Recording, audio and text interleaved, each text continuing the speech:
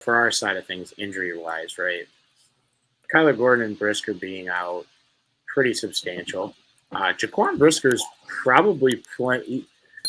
I'm not saying he is a top 5 safety in the NFL by no means, but individual season in current like playing form, maybe having like a top 5, top 10 safety season this year.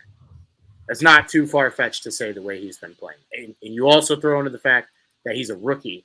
Like, it is what it is. I know it's probably going to be a little biased, but it's coming from me.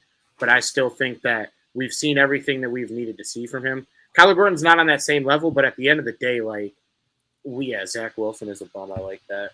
We still need that same energy from Kyler Gordon that we're getting from Jaquan Brisker.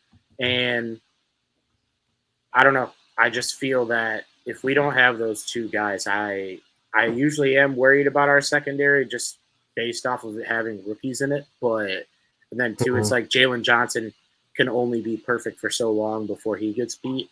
But it's going to come down to the Jimmys and Joes, dude. Like, what the fuck are we going to try it out there? Bro, they have playmakers, like legit playmakers. They just don't have anyone to get the ball to them. Like between, Mims, maybe not being as good as people thought when he came out. Like I remember he was like a really late riser in that draft. Like nobody really thought that he was going to be, I think it was like the Senior Bowl that really like set him up. Baylor, right? Mims? No, where did he go to school?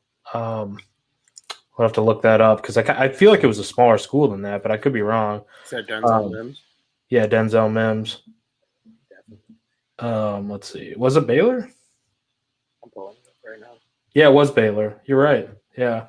But, like, nobody really thought, like, he was a top pick. Bro, he got 6 catches this year. Yeah, I mean, like, they can't get him the ball, and they can't get Elijah Moore the ball. They can't get – Corey Davis has been, I think, hurt a lot, but Garrett Wilson's a beast, dude. Like, Garrett Wilson, obviously Fields' his old teammate at OSU. He's been getting open. Like, he looks pretty damn good. Let me find out Braxton Berrios leads the team in receptions. that was that one magical slot game that he had. Remember that? Nah. He's only got 12 on the year. But, dude, yeah, like, just putrid numbers. Like, they don't have – if you look at all their receivers right now, even though you could probably say, like, Wilson's probably the one, nobody sticks out. Like, but, bro, watch this be the game where Mike White comes in there, and it's just check down city. He's finding slinging it around the yard without Kyler Gordon and Jaquan Brisker. Fucking Mike White's such a, like, I just started Madden, and I just got tired and didn't want to put, like, my name in, and that's the name that you start with when you create a player. Like, no, he's the guy that you put at quarterback when you are simulating a season and you want the top overall pick. You got to basically start his interception number at like +1.5 because he plays for the Jets. Like, he had 8 interceptions, but I'm sure 1 or 2 of those was just some Jets bullshit. Like, you're only sticking up for him because you bet on him for the Bengals game. That's the only reason why you're sticking up for him right now. Because he was a dog in that game. Probably no one was expecting. We started talking about Mike White before the show, and I'm like, yeah, he's a dog. You're like, I'm big bright in this shit. I'm taking the money line. He's beating the Bengals. What did it do to the line? Because I think we were like 4.5 before the game. Or before like any of this news came out, like Fields or White or any of that. The line, yeah, it was. I think it was 4.5.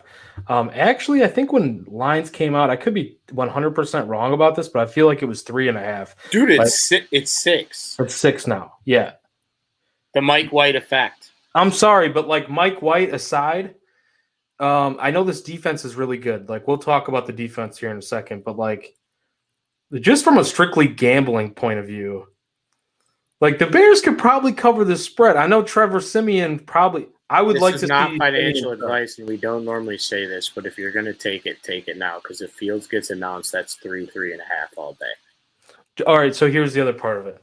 But if Fields doesn't play, we might be getting jammed.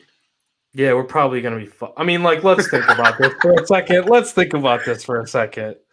You got Quinnen Williams, one of the absolute best defensive tackles in the game.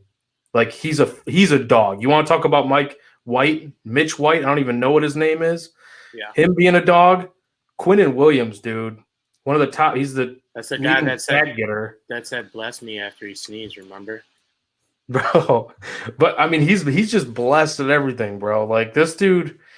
Like imagine Schofield. I know he's probably going to be on the white hair side between him and Mustafa, but like imagine Mustafa trying to stop Quinnen Williams this week with Trevor Siemian under center. Listen, man, I saw some pretty nasty stuff about Sam Mustipher on Twitter today, man. Y'all gotta leave that man alone.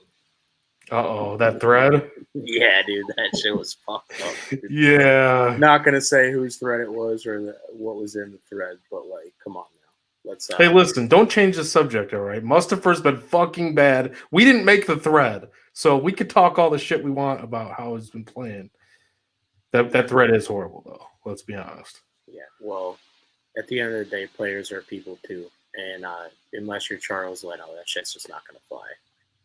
No, yeah, that's a bullshit thread. I don't know who created it, but I like this one too. You didn't put this one up from Scott. Hey Scott. Hey, how you doing? Zach Wilson is Ryan Leaf 2.0. I kind of agree, man. Maybe minus the jail sentence. Yeah, minus all that shit. No, we'll have to see. Like, I don't know, dude. Like how this game's gonna play out because there's so much unknown. Where is he even gonna be active, or is it gonna be Joe Flacco as the backup for Mike White? Like, and then him just not even active because I feel like they're really trying to teach him a lesson here.